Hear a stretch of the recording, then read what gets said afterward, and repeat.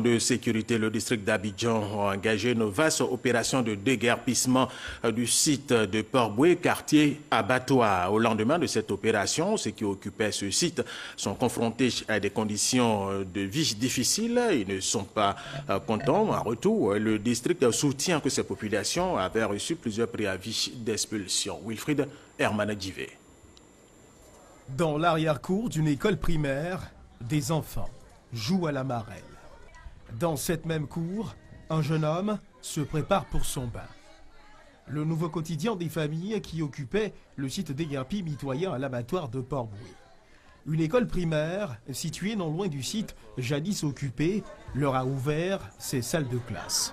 Il leur faut désormais réapprendre à vivre en d'autres lieux. Certaines de ces familles, dans leur mouvement, avaient trouvé refuge dans un cimetière situé à proximité du terrain occupé.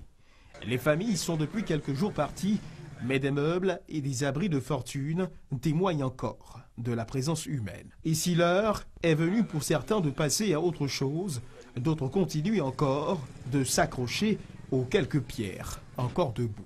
Pour parer au plus urgent, les ex-résidents du site se sont constitués en collectif. Les populations ont été recasées dans 3 lieux différents. Nous avions recasé le nombre le plus important dans 3 différentes écoles. Et il y a un second groupe que nous avions recasé donc sur le terrain de football du quartier. Et il y a un autre groupe que nous avons recasé dans les différentes mosquées qui sont restées intactes, qui n'ont pas été déguerpies. L'autre groupe est donc ce groupe qui malheureusement a décidé de squatter au cimetière depuis la date de déguerpissement jusqu'à la date du 10. Nous nous sommes rendus au cimetière et supplié ces gens-là de quitter le cimetière. Mais les gens nous ont dit que véritablement ils ne peuvent pas quitter le cimetière parce que lorsqu'ils ont été déguerpis, ils ont donc exposé leurs bagages à proximité du cimetière. Ils ne voulaient donc pas quitter le cimetière au risque que les badauds ne s'encaparent.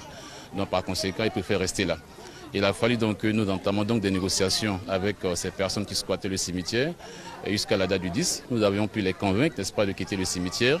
À la suite d'une négociation avec les responsables éducatifs de la commune de Port-Boué, c'est vrai que nous souhaitons d'une part que la lumière soit faite sur le déguerpissement. Nous faisons face à un cas social. Nous remercions l'État de Côte d'Ivoire parce que jusqu'à la date d'avant-hier, nous avons reçu la visite de l'Observatoire de la solidarité et de la cohésion sociale qui depuis lors est à pied d'œuvre auprès de ce collectif en vue de trouver des solutions, n'est-ce pas, pour ces parents qui malheureusement depuis la date du déguerpissement ne cessent de squatter tantôt dans les abris de fortune, tantôt à l'école et tantôt sur l'esplanade du football au terrain.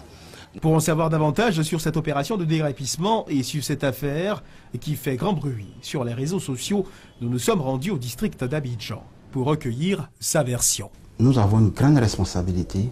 Nous n'allons pas attendre que le pire se produise avant d'agir. Nous avons voulu donc anticiper, prévenir, de sorte à ce que ces populations-là soient à l'abri de tout danger. Avant de lancer l'opération, nous avons d'abord procédé à une vaste campagne de sensibilisation des personnes concernées par cet espace qui devait être déguerpi. Par la suite, donc, le 24 avril 2017, nous avons transmis une première mise en demeure aux populations concernées. Le 2 mai 2017, nous avons donc transmis la deuxième mise en demeure aux populations concernées par l'opération. La dernière mise en demeure que voici date du 15 mai 2018. Et connaissant bien les procédures, nous avons également saisi les autorités afin qu'elles nous accompagnent à mener à bien cette opération qui s'est déroulée sous la supervision d'un cabinet d'huissier de justice. Au regard des documents présentés, ces populations avaient donc été averties de la tenue de cette opération de déguerpissement, selon le district d'Abidjan. Pendant les départs des uns et des autres, certains ont pu certainement déposer leurs effets au cimetière qui est contigu à l'espace qui a été déguerpi. Mais il faut rappeler que le cimetière est un espace qui appartient et qui est géré par le district autonome d'Abidjan. Nous avons vu quelques images, quelques vidéos sur des réseaux sociaux, mais nous n'avons pas vu des populations en train de passer la nuit donc, au cimetière municipal de Port-Boué. Et donc, en aucun moment, nos services nous ont rapporté le fait que des Ivoiriens passeraient donc la nuit dans l'enceinte de ce site.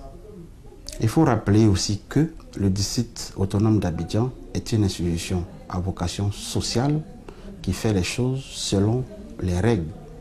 Et donc, depuis plus de 15 mois, les populations ont été averties que pour leur sécurité, face aux risques auxquels elles étaient exposées, elles devaient vraiment libérer l'espace. Parce que nous ne voulions pas encore des décomptes macabres. Pour les familles déguerpies, ce sont de nouvelles conditions de vie qui sont désormais envisagées. En attendant de trouver des destinations plus honorables, une assistance sociale plus renforcée serait assurément la bienvenue.